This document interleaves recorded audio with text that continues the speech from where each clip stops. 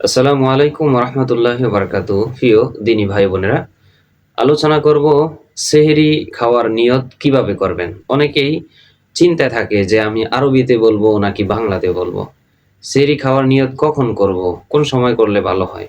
আবার অনেকে জানেই না এই বিষয়।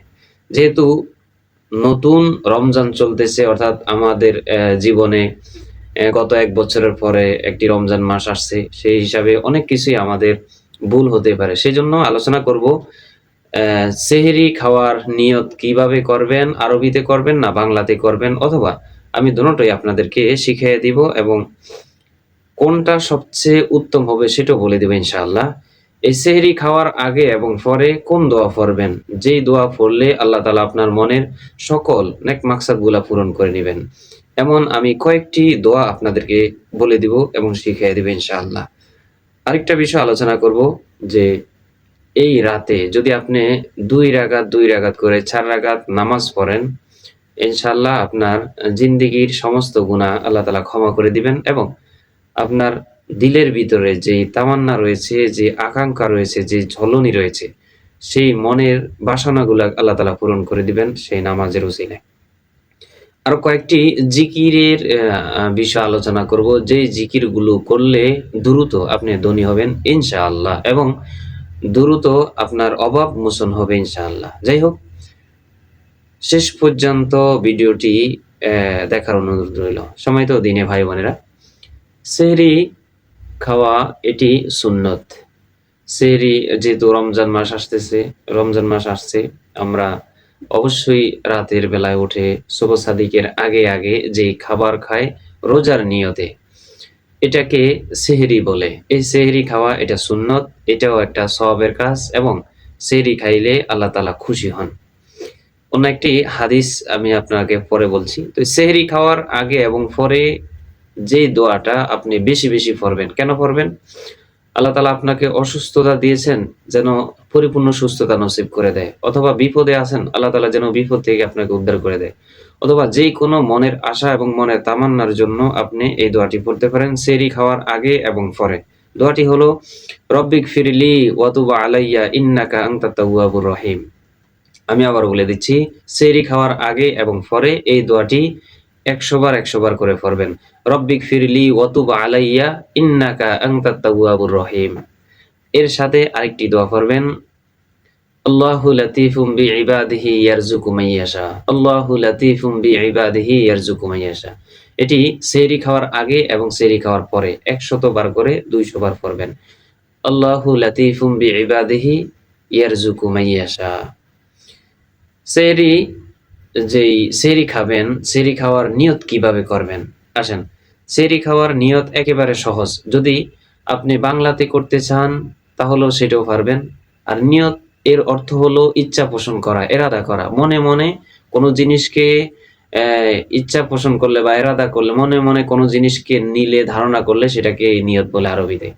তো আপনি যে আমি ভোর রাতে উঠেছি, সেহরি খাবো, হ্যাঁ, খাবার খাবো, এটাই তো আমার নিয়ত হয়ে গেছে, কোনো আলেম বলেন। অথবা আপনি যদি সেটাও যদি মনে তৃপ্তি না হয়, তাহলে আপনি বলতে পারেন যে আমি আগামীকালকের রোজা আল্লাহর সন্তুষ্টির জন্য রাখতেছি। আমি আগামীকালকের রোজা আল্লাহর সন্তুষ্টির জন্য রাখতেছি, বা অথবা আমি রোজা রাখতেছি আল্লাহর সন্তুষ্টির জন্য। এটাও একেবারে সহজে বলে দিচ্ছি, এটাও নিয়ত হয়ে গেছে। আবারও বলে দিই, আমি রোজাটি রাখতেছি আল্লাহর সন্তুষ্টির জন্য। এইটুকু নিয়ত করলে হবে। আর যদি কেউ বলেন যে না আমি আরবি বলবো, আরবি শিখবো, সেটাও করতে পারেন। সেটা আরবির সেহরির আরবি দোয়া হলো, নাওয়াইতু আন আসুমা গদিন লিল্লাহি তাআলা মিন শাহরি রমাদান। আমি আবার বলে দিচ্ছি, প্রয়োজন হলে আমি ডেসক্রিপশনে আমার লিখে দেব। নাওয়াইতু আন আসুমা গদিন লিল্লাহি তাআলা মিন শাহরি রমাদান। আবারও বলে দিচ্ছি, নাওয়াইতু আন আসুমা গদিন লিল্লাহি তাআলা মিন শাহরি রমাদান। অর্থাৎ আমি আগামীকালকের রোজা আল্লাহর সন্তুষ্টির জন্য রেখে দিচ্ছি। আমি আগামীকালকের রমজানের রোজা আল্লাহর সন্তুষ্টির জন্য রেখেছি। এটিও বলতে পারেন, বাংলাতেও বলতে পারেন, কোনো সমস্যা নেই। এরপরে আসেন, সেহরি খাওয়ার পরে আমরা ২ রাকাত করে নামাজ পড়বো। এটাকে বলে তাহাজ্জুদ নামাজ।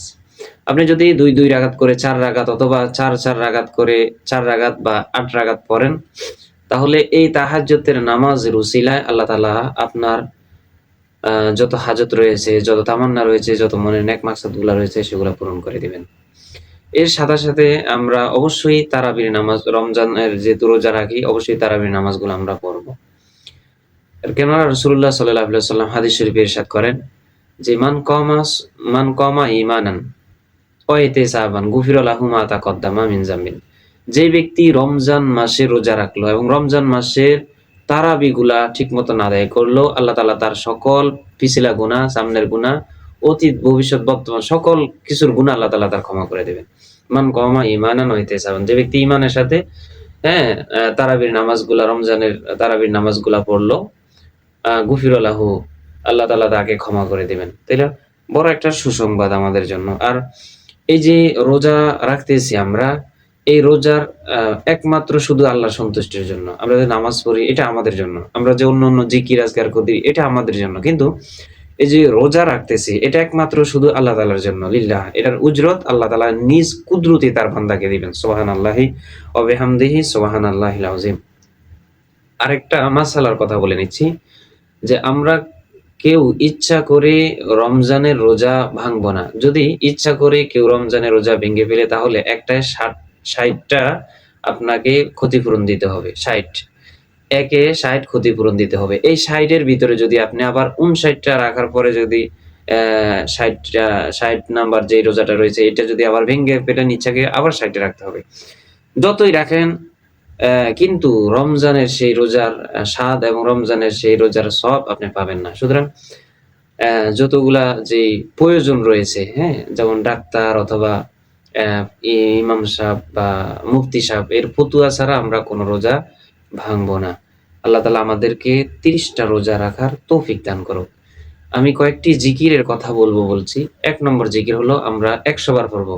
লা হাওলা ওয়ালা কুওয়াতা ইল্লা বিল্লাহ। ২ নম্বর হলো আমরা পড়বো ওয়া ইলাহুকুম ইলাহু ওয়াহিদ লা ইলাহা ইল্লা হুয়া রহমানুর রহিম। এটি বেশি, বেশি করে আমরা জিকির করব। ওয়া ইলাহুকুম ইলাহু ওয়াহিদ লা ইলাহা ইল্লা হুয়া রহমানুর রহিম। ৩ নম্বর হলো আল্লাহু লা ইলাহা ইল্লা হুয়াল হাইয়ুল কাইয়্যুম। আল্লাহু লা ইলাহা ইল্লা হুয়াল হাইয়ুল কাইয়্যুম। ৪ নম্বর হলো বেশি, বেশি করে আমরা পড়বো ইস্তিগফার। আস্তাগফিরুল্লাহ, আস্তাগফিরুল্লাহ, আস্তাগফিরুল্লাহ রাব্বি মিন কুল্লি যামবি ওয়া আতুবু ইলাইহি। লা হাওলা ওয়ালা কুওয়াতা ইল্লা বিল্লাহ। এই ৪ টি জিকির আমরা বেশি, বেশি করে আমল করব বা বেশি, বেশি করে করার চেষ্টা করব ইনশাআল্লাহ। ধন্যবাদ। আসসালামু আলাইকুম ওয়া রাহমাতুল্লাহি ওয়া বারাকাতুহু।